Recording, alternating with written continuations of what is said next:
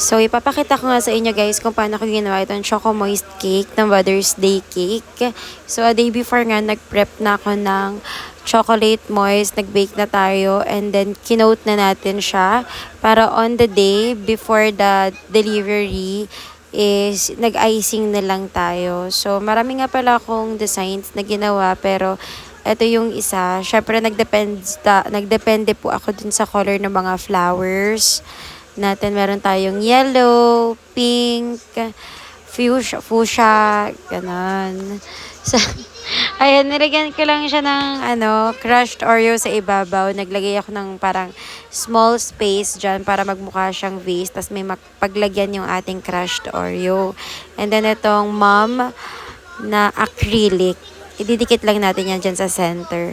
And then, thank you so much nga po pala sa lahat na nag-order nung Mother's Day cake natin. Especially dun sa mga husband na na-appreciate talaga nila yung kanilang mga wife. Tapos, nagpa-surprise pa talaga sila. Diba? Nakakatuwa. Deserve lahat ng mothers yun.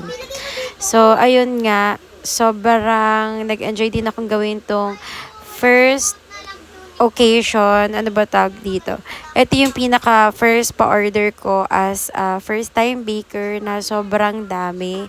Kaya pagpasensya nyo po kung meron tayong mga parang hindi pa tayo ganun ka-perfect when it comes sa paggawa ng cake. Darating din tayo dyan na magiging sobrang perfect na yung mga cakes natin in the future. So, thank you so much sa mga nagtiwala sa Pink Cake Lounge.